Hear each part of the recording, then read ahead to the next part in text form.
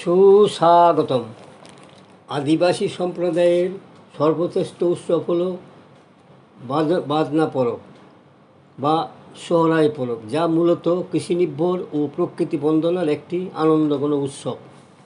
এটি ঝাড়খণ্ড ও পশ্চিমবঙ্গ সহ বিভিন্ন অঞ্চলের সাঁওতাল, মুন্ডা, ওরাও প্রভৃতি আদিবাসী সম্প্রদায়ের মানুষ মহাসমারোহে পালন করে থাকেন। আদিবাসী সম্প্রদায়ের এই বৈশিষ্ট্য ও বৈচিত্র্যপূর্ণ উৎসবকে নিয়ে ইউটিউবের সাহিত্যে নবদিগন্ত চ্যানেলে আজকের ভিডিওটি হলো আদিবাসী সম্প্রদায়ের শ্রেষ্ঠ উৎসব বাদনা পরব। গ্রন্থনায় রবীন্দ্র কুমার চক্রবর্তী। বাদনা পরব বা সোহরাই পরব ভারতের ঝাড়খণ্ড রাজ্য এবং পশ্চিমবঙ্গ রাজ্যের পুরুলিয়া জেলা, বাঁকুড়া জেলা, মেদিনীপুর জেলার কুমড়ি, বাউরি, বাজোয়ার, সাঁওতাল, নাপিত, কুইরি, বাগাল, কুমার, গোয়ালা, ভূমিজ, গোলদা, বাগদি, মুন্ডা প্রভৃতি জাতির কৃষিভিত্তিক উৎসব হল বাদন পরব। প্রতি বছর কার্তিক মাসের অমাবস্যার রাত্রে অনুষ্ঠিত কালী পূজার পরের দিন বাদন পরব পালিত হয়ে থাকে। এই উৎসবে গান গাওয়া হয়, তাকে আহিরি গান বলা হয়। বাদনা পরবকে কেন্দ্র করে আদিবাসী সাঁওতালদের মধ্যে সাজো রব পড়ে যায়। তারা এ সময় নতুন জামাকাপড় কেনে। ঘরের দেওয়ালে নতুন করে মাটির প্রলেপ দেওয়া হয়। বছরের বেশিরভাগ সময়ই সাঁওতাল আদিবাসীরা বাড়িতে থাকে না। কার্যের জন্য তারা বিভিন্ন জায়গায় ছড়িয়ে ছিটিয়ে থাকে, কিন্তু এই সময় তারা একত্রে মিলিত হবেই।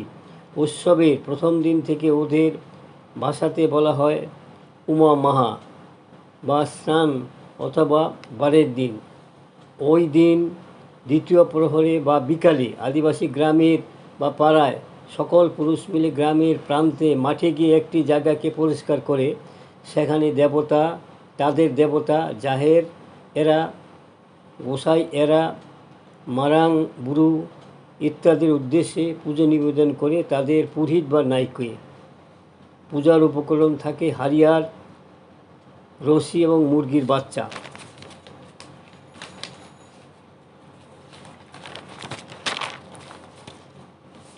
বাদন পরবে অমাবস্যার রাত্রে আদিবাসীদের গোয়ালে সবচেয়ে বৃদ্ধ গরু বা মোষদের শিঙে করচার তেল মাখিয়ে গোয়ালের অন্য গরুদের শিঙে তেল মাখানো হয়। বিকেলবেলায় গ্রামের মোড়ে গরুগুলিকে একত্রিত করা হয়। মাঠের ভেতরে চালের গুঁড়ো দিয়ে গড় কেটে ছাদন দড়ি বা বাদন দড়ির পুজো করা হয়ে থাকে। এই পূজাকে গড় পূজা বলা হয়। পূজা শেষ হলে চোখ পোড়া বা আলপনা এঁকে তার ভেতরে ডিম রেখে দেওয়া হয়। এরপর ঢাক, ঢোল প্রভৃতি বাদ্যযন্ত্র বাজানো হলে গরুগুলি ছুটাছুটি শুরু করে দেয়। কোনো গরু সেই ডিম মারিয়ে না দেয় সেই দিকে লক্ষ্য রাখা হয় এবং গরুর মাথার তেল, সিঁদুর, ধানের শীষ দিয়ে সাজানো হয়। কার্তিক অমাবস্যার সন্ধ্যাবেলায় বাড়ির বিভিন্ন অংশ, তুলসীতলা, কুয়োতলা প্রভৃতি স্থানের জলায় কাঁঠাল বা শাল গাছের পাতার চালের গুঁড়োর ভেতরে সলতে দিয়ে প্রদীপ জ্বালানো হয়। এই রীতিকে কাচিজিয়ারি বলা হয়ে থাকে। কার্তিক অমাবস্যার রাত্রে আদিবাসী গৃহিণীরা নতুন বস্ত্র পরিধান করে কুলোয় ধান, দুব্বা, আমের পল্লব, হলুদ, জল ও ধূপ ধুনা দিয়ে আহিরি গান গেয়ে গরুকে বরণ করেন। গভীর রাতে গোয়ালে ঘিয়ের প্রদীপ জেলে ও উঠোনে কাঠের আগুন জেলে রাখা হয়। আদিবাসী যুবকরা গভীর রাতে গোয়ালে গরুদের জাগিয়ে রাখতে তারা পাহারা দিয়ে থাকেন। এই যুবকদের দাগরিয়া বা ধাগর বলা হয়। তারা দলবদ্ধভাবে আহিরি গান করেও বাজনা বাজিয়ে প্রতিটি বাড়িতে গেলে প্রতিটি বাড়ির গৃহস্থরা স্বাগত জানান। গৃহবধূরা পিটুলি গোলার সঙ্গে চালের গুঁড়ো মিশিয়ে জাগরিয়াদের সঙ্গে হোলি খেলেন। তৃতীয় দিন হলো বঙ্গান মাহা বা পুজোর দিন। ওই দিন আদিবাসীদের বাড়িতে গৃহস্থলী দেবতার পুজো হয়। এদিন কেউ কারো বাড়িতে যেতে বা খেতে পারবে না। তৃতীয় দিন হলো ঘুন্টি মাহা বা গুরুকে আনন্দ দেওয়ার দিন। এই দিন গুরুকে সাজিয়ে খুঁড়িতে বেঁধে সকলে মিলে ডান্ডা নৃত্য পরিবেশন করতে করতে গুরুকে আনন্দ দিতে থাকে। কথিত আছে সারা বছর ধরে পশুকে নানা সাজে নানা কাজে ব্যবহার করা হয়। পশুদের দ্বারা উৎপাদিত শস্যই তারা ভোগ করে, তাই উৎসবের দিনগুলি পশুদের বিশ্রামের দিন। তাই এই সময় গৃহপালিত পশুদের তারা খুব আদর করে। তাদের গায়ে তেল সিঁদুর মাখিয়ে বিভিন্ন ধরনের শোভ দেওয়া হয়। তাদের বিশ্বাস এ সময় দেবতারা স্বর্গ থেকে মর্তে নেমে এসে পশুদের দেখার জন্য। তাই তাদের যদি ঠিকমতো যত্ন না করা হয় তবে তখন রুষ্ট হবেন। চতুর্থ দিন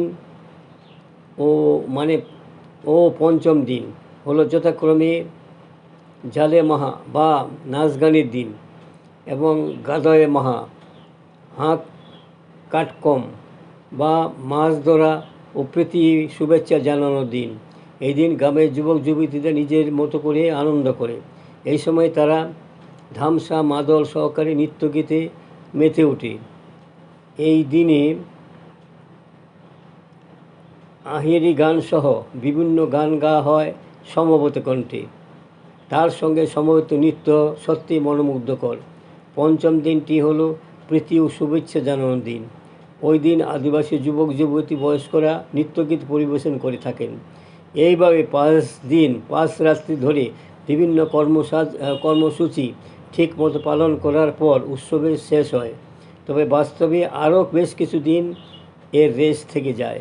বন্ধুগণ, আমার সংক্ষিপ্ত ভিডিওখানি এখানে শেষ হলো। যদি আপনাদের মনে পড়তে হয় সাবস্ক্রাইব, শেয়ার এবং লাইক করতে ভুলবেন না যেন।